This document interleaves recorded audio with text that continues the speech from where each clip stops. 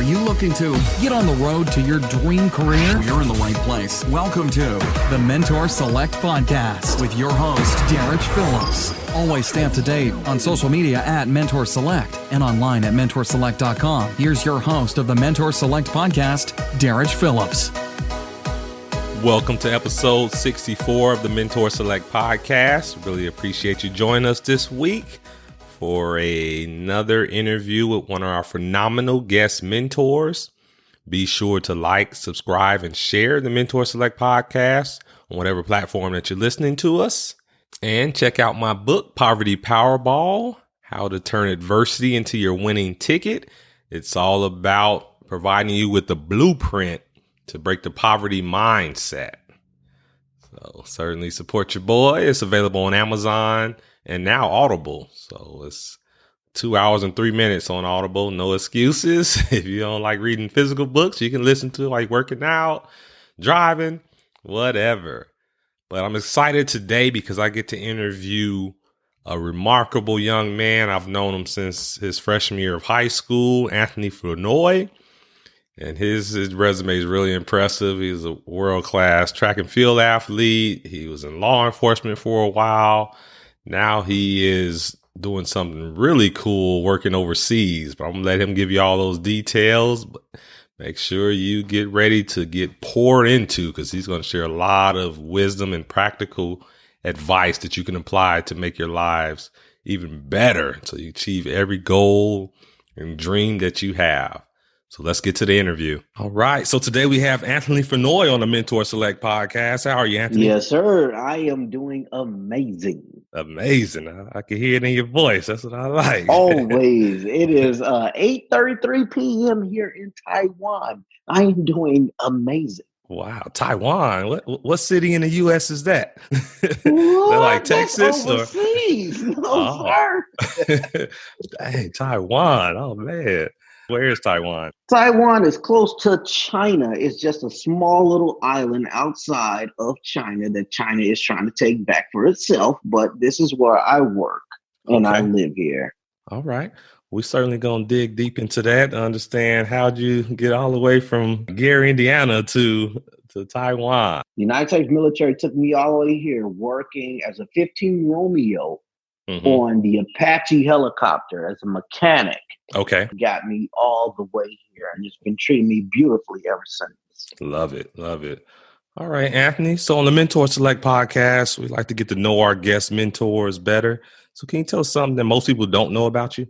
Most things that people do not know about me is if you live outside of Indiana, I'm not going to say Gary, but if you live outside of Indiana, this man that is interviewing me right now, Derek Phillips, used to call me super slow. But you know what Derek did? Derek pushed me when I was running track with him because Derek was one of the fastest milers and 2 milers, even 800 meters runner. He pushed me that hard to just say, hey, anything that you want to do, go ahead and do it. My freshman year, Derek's calling me super slow to running super fast. And then a nickname Superman came out of everywhere. Superman. Yeah, I can't wait to get deeper into that. Wow. I forgot about that nickname, super slow. Where'd you grow up? Gary, Indiana, 4057 Pennsylvania. Oh, man. So tell us, what was it like growing up in Gary, Indiana? It was rough. It was a rough situation, but the thing was, if you looked for trouble, you found it. But if you weren't, as far as like athletes and, on top of your academics and things like that, no one truly bothered you. But the city just had a reputation for being a dying city, but we loved, and I loved my city and I still love them to this day. Right. But people always put us back into the shadows of everything. Gary, it was rough growing up back in those days. And, I know you can attest to this also. Oh, absolutely. When you saw like 8 o'clock in the morning when Neil Boyd died. Yep. And that it was a terrible thing. But, you know, like we're in high school, afraid to go to homecomings and things Yeah, like and that not just because of died, was the actually shot and fear. killed. We were afraid of those things, but everybody just stood together. Even as a community, everybody stood together and was like, you know, this was wrong. Right. And everybody literally in that community stood together and said, you know what, we're going to make this right. And, you know, we didn't have to live in fear because of that. Gary did all of that for me. And I will forever be grateful to him because they taught me how to push. Wow. Yeah. Yeah. That's something that I really focus on, because I believe in things being a blessing in disguise. And growing up Yes, in sir. a city like Gary, you're going to have to overcome so much adversity. A lot of people haven't gone through that. So in the Army, we say like you're soft. You haven't been battle tested. But if you come out of Gary, Yeah. you're going to have some battle wounds, but you're Oh, going to have some scars. But you're battle oh man, tested. you already deployed before they even been to deployment. Exactly. And that's what people find funny. Like, I've been to Iraq, Afghanistan, but I saw a lot more war, more just traumatic events in Gary than I saw in Iraq and Afghanistan. I did too. With So, even in the, you know, what did it say, Gary, from 1st to 54th? Within those 54 blocks, north, south, east, and west, right. you know, you see a lot within that. But nobody, nobody really ever, they never say anything. You know, it's like we just grew up and it was like, oh, somebody got shot over here. Oh, that's just the norm. Right, right. Exactly. And I didn't realize it wasn't the norm until I left for the Army and came back. Like, everybody don't live like this. It's so important for kids growing up in similar environments, realizing that it's a blessing in disguise. Big shout out to the 219. Anthony, how are you following your passion? I am following my passion from different angles. My thing was I will never expose names, but, you know, I grew up in a church a long time ago, you know, when I was really young. You know, we followed this church and they honestly told you that if you do not follow our laws and our doctrines, that your life basically is not going to be anything. You won't amount to anything. And my Wow. mom decided, she said, Anthony, I'm done with this place. You know, we went to church for, you know, a couple of maybe 2 or 3 months after that. And we had enough. And my mom pulled us out of the church. And when she did, I was like, Mom, thank you for opening up my life. Thank you for opening up our lives, my far as my brothers and sisters who were still there. And I got to run track. My brothers got to play football. Wow. And I knew I loved running. And I knew I loved running because I wanted to chase my sister. And everybody know Tabitha Flournoy in the state of Indiana, she was a state champ.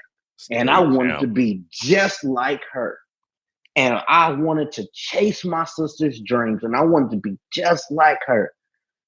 And that pushed me to be the person who I was. And I'm like, if my mom that day, if she did not save my life, I would not be on this podcast with you, or I wouldn't be even in the United States military. Wow. But my mom literally saved our lives that day, and I'll forever take my hat off to her because she's the strongest woman that I ever known. Wow. She was. It's amazing how just one decision can change the trajectory of generations. And that's essentially what you're describing right now. Yes, sir. My daughter, Madeline, I'd work so hard, but I know for a fact that I am the head of my household. And I want my daughter to know, and she will ask me, Dad, how did you get all this? And I'm like, because I worked hard. It's like, Mom, how did you and Dad do this? Because we both, my wife and I both work hard. I want to make sure that you don't see a rainy day. So that way the generations down the line don't see rainy days. Right. So I want you to work hard. I want you to work hard. And the value of hard work, that's what I think people get it wrong. because they don't understand. Some people don't understand the value of hard work. Right. We worked hard to get out of the situation that we were in. We weren't products of our environment. We just worked harder to get out of our environment and never look back. But then when our environment needed us to come back, we would come back. But I just want my daughter to work hard. We always say in the Army, lead from the front. Lead from the front. Because we're both NCOs, and I was NCO. You lead from the front. You set the example. And that's the way it is. Absolutely. And what's so ironic how it all came out is I remember, I think it was my freshman year, your sister Tabitha was probably a senior that year. Yep. And I remember watching her at the state meet win the 100-meter dash, win the 200-meter dash. They probably won the 4x1 that year, too. I want to say Tabitha got second in the 100, but won the 200. Yep, there you go. I remember. Yep. I remember being so amazed by your sister. And then fast forward where we're on the same track team where you come in and because you already got the name, Flournoy. So you coming in, okay, like this is the great young phenom. So of course back then we were big into when I was a freshman, the seniors and old upperclassmen hazed us. So we certainly returned the favor. Y'all did. Thank you. It kept it going. But it was something that definitely I noticed in you was something special. And you could tell that you were destined for greatness, and something that you've helped me discover even to this day is like, I'm not a person of big on regrets, but one thing I realized, and you played a big role in that, I never really gave it my all. I never put it all on the line, like left everything out there. And after I graduated, you took it to the whole nother level. You took it to a world-class level. So what I really want to dig deep on is essentially like, how did you make that transition from just being good to great? Because one thing that I will honestly tell y'all, and this is what I did.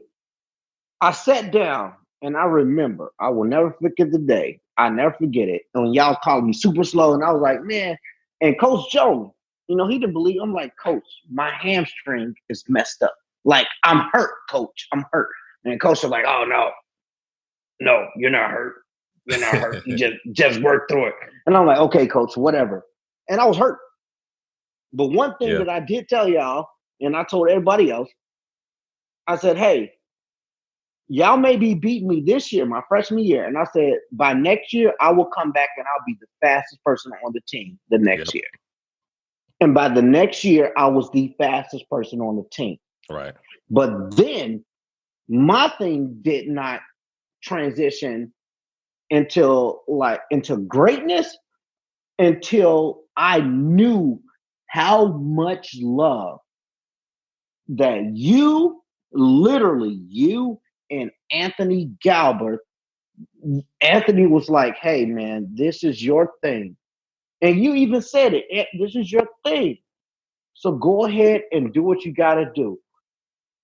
And every year after that, I just worked harder and harder and harder to where it was times that people in Lew Wallace had never ran. And I was crushing those times.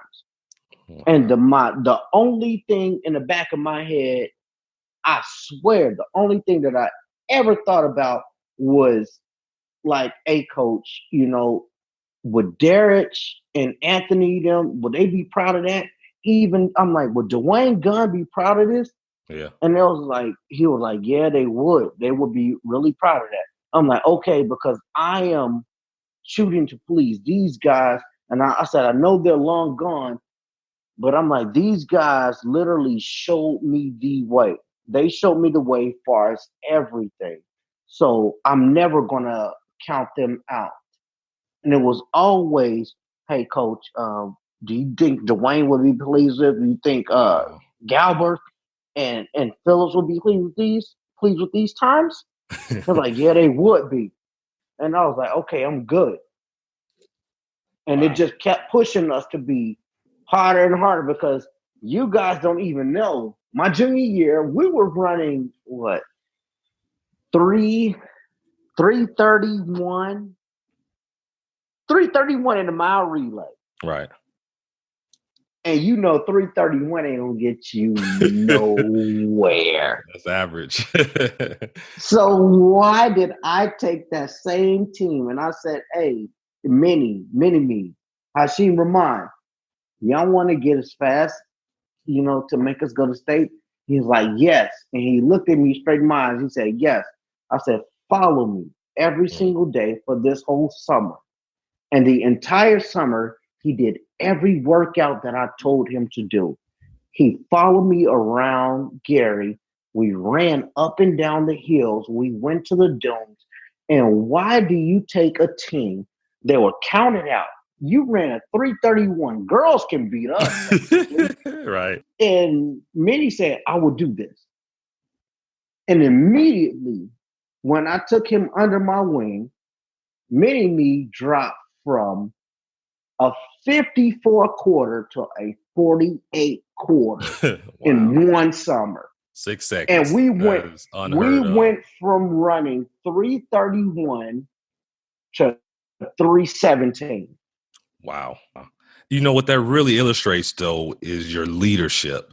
And what you did is you didn't just say, hey, do this workout, follow me. And that's so important for the listeners to understand. They're stepping into these leadership roles, whether sports, is family, on your job. Lead by example. And that's exactly what you did. And essentially, you mentioned names like myself and Anthony Galbert, Dwayne Gunn. We really planted that seed. Man, my hat will always be tipped off to those three. I appreciate it. And just put it in context real quick for the listeners. What was your fastest time in the 400? Did you set any records while you're in high school? What? I still got the record. Ain't nobody going to take that record from Crown Point, 47:34 in a quarter. You know what? I will always take my homage to this man because he always pushed me harder to do better. Jerome Tuggle. Yeah. God rest his soul. Jerome always pushed me. And me and Jerome were always in competition with each other because it was always Anthony Flournoy against Jerome Tuggle. Anthony Flournoy against Jerome Tuggle. He beat me at state. Yes, he did. Fastest times, I always got that. And he was a great athlete. He was a great man, but he was a great athlete.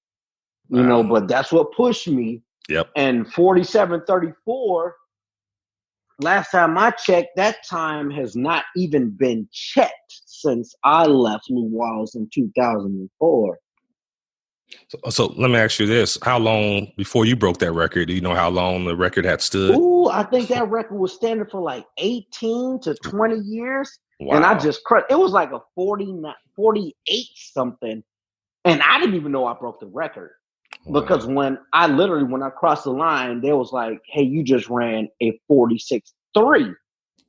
And I was like, 46.3? I was like, you can't be serious. And I was like, yeah, 46.3, but we got to calculate it in the booth. And I was like, how do you guys come to a 47.34 and y'all just saying I ran a 46.3 down here? I didn't say anything. And they was like, hey, you got the record. I just took it. And I'm like, that record is not going to be broken. That's in the history books. That's part of your legacy, and that's going to live on. But let's transition to, so having such a fast time, that's an elite world-class time for a high school athlete. Where'd you go from high school? To college. I went to Wren Lake College to where I won nationals. The distance medley relay, I was a part of that. And we ended up winning nationals. We got first place. So we won nationals. I got a national championship ring. And then from Wren Lake College, I ended up going to the University of Indianapolis to where, I set a record to where my cousin broke. My own cousin, my flesh and blood, broke my record. Your bloodline was in the genes. He ran 21.4 indoor. Holy cow. And I ran a 21, I think I ran a 21.40. And he ended up like going 21.39 and broke my record. And I was like, you pushed him. Thank you. I did. And I was like, and it was crazy because, I pushed him but I told my coaches he really wanted to run with me when, I was a senior because I redshirted one year. And I was like, okay, I want my cousin to run with me. And he was like, I'm not going to go to this school if Anthony is not here. And it was like, yeah, Anthony is going to be there. And it was like, okay, good. And they got my cousin Jarrell, and he ended up running like 21:39 and broke my record indoor at Wabash College. Tell them listeners what it's like being a college athlete on scholarship. It's hard. I'm not going to lie to you. It's hard. It's hard in a couple of aspects, because for one, in the front of your mind, you always have to know that I have to please my coaches to keep this scholarship. And I always thought that way also. Even if I was the fastest one on the team, you got to please your coaches to keep this scholarship. But after that, I always thought in my head, I do not want to go back into the environment to where I came from. I love my environment for where I came from. I love Gary, but I'm sorry, I don't want to live there. I want to do better and live better, but I will always come back and give to my community. And that's what I thought literally just running through college, running track through college and all of that. And I said, I cannot go backwards because I felt like if I went backwards, I would be considered a failure. And I do not want to fail myself because I feel like my self-purpose is better than anybody. Anything you want me to do, you guys want me to, win nationals and win the Olympics and do all that. No, I'm not going to do that. I'm not going to fail myself. And I did not want to go backwards. I want to move forward in life. And I was always telling myself, Anthony, it's about taking a step forward. It's about taking 3 or 4 steps forward. Right. Let's go forward and not go backwards. Right. Man, that's so important what you just said about self-purpose and not feeling like a failure to yourself. People get caught up in feeling like a failure to others because they're going off what other people are expecting of them. But it's so important to set that expectations for yourself and live up to that every day versus what somebody else expects of you. It's not about what anybody else expects of you. People can always expect the world of you. But at the end of the day, you are living life for yourself. Somebody else, they're not paying your bills. They're not putting food on your table. You have to put food on your table when someone decides to say, you know what, I'll wash my hands of you. You know what, go ahead and do what you have to do in life. And we got introduced to that theme when we were literally 18 years old. As soon as we graduated high school, Derek, everybody washed their hands. Everybody literally washed their hands. They was like, oh, you're on your own. You're on your own. You had to make your own way. So what are you going to do? Don't cry and don't soak in that feeling. Just go ahead and do what you got to do in life. Because your life is your life to live. Not anybody else's. Even though they're writing you a check, you are the one that have to pay that bill. You can take that check and say, you know what? I'm not going to pay my mortgage this month, or I'm not going to pay my light bill. Guess what? You'll be sitting in the dark. Well, you'll be sitting in no house. It's consequences. Exactly. Yeah. Before we transition for life after college or to life after college, just give listeners a little more insight as far as just you being a world-class athlete. What was your fastest times in college?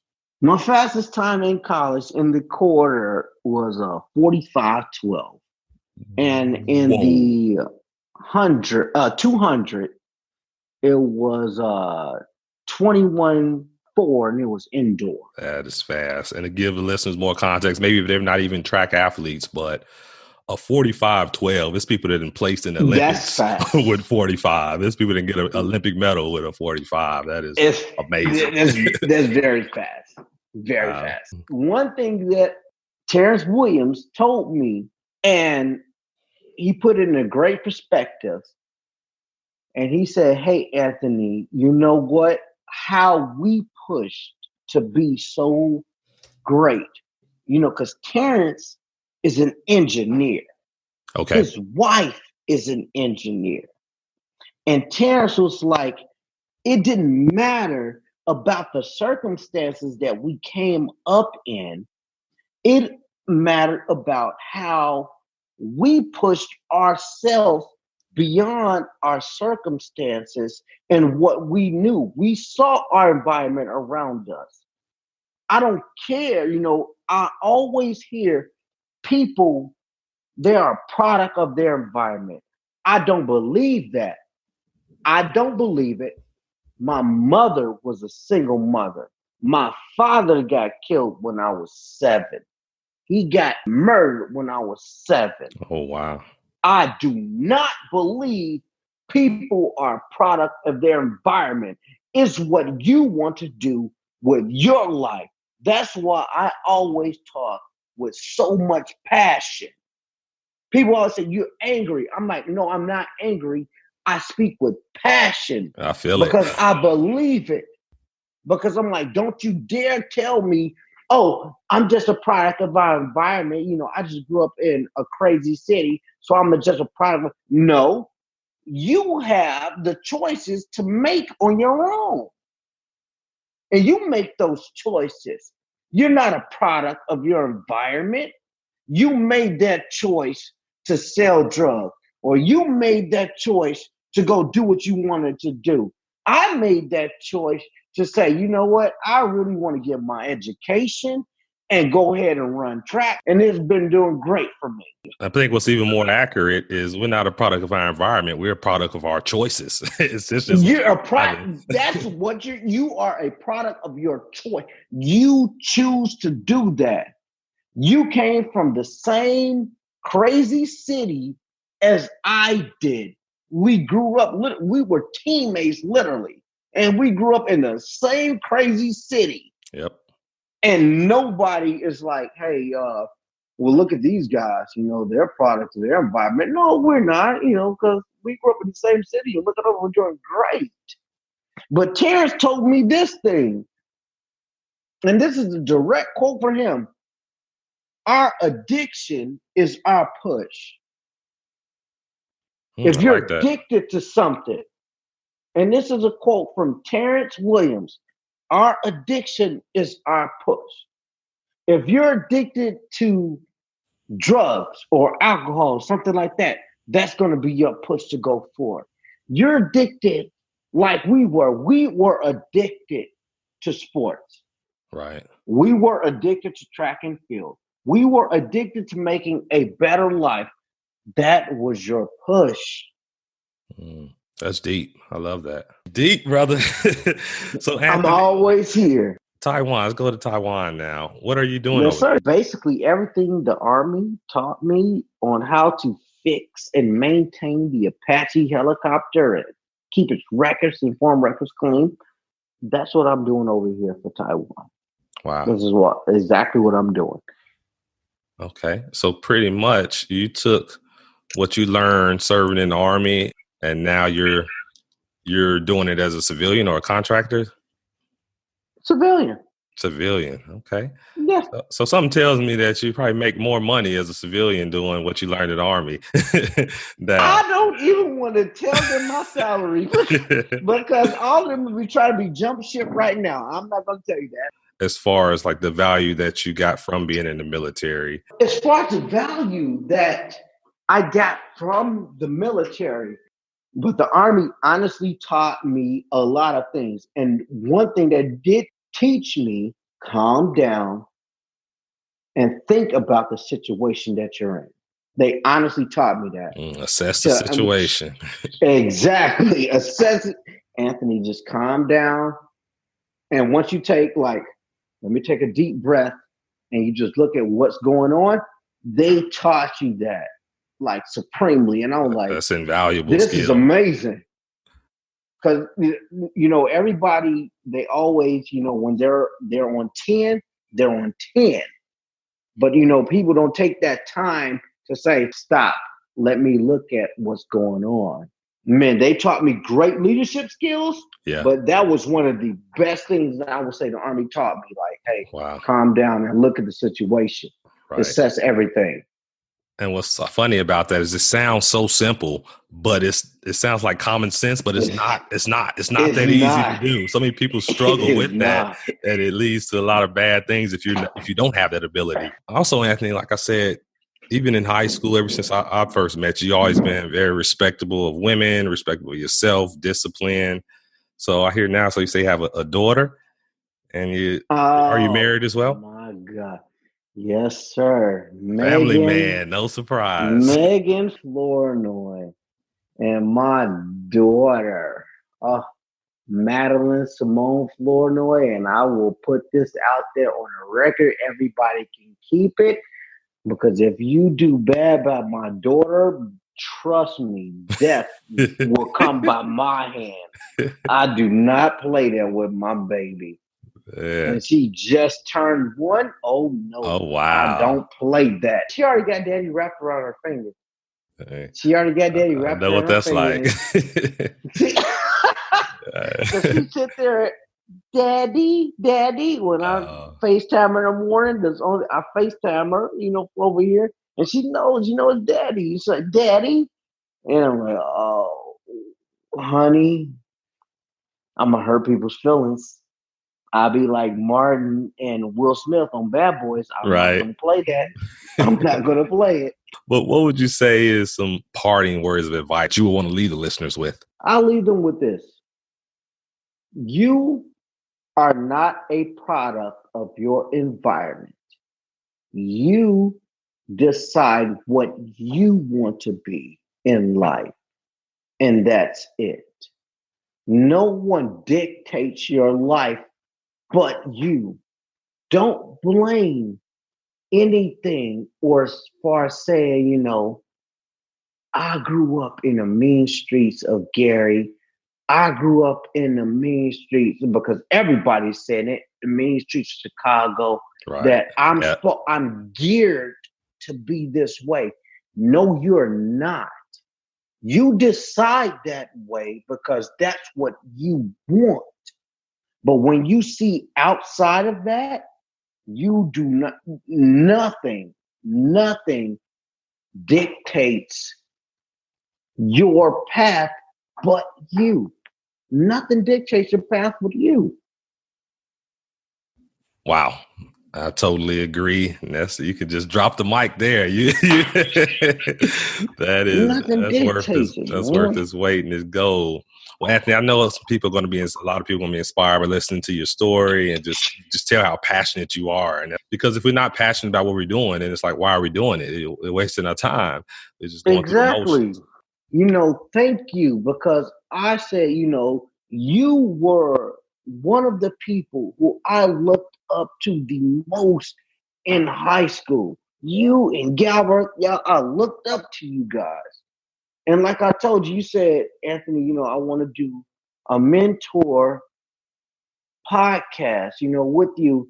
And I told you, Derek, I'm like, thank you, because I'm like, I will always pay homage to you, because you were one of the people who I looked up to in high school as far as going in the right direction. I'm like, this man was always doing the right thing. I'm like, yes, I want to look up to that.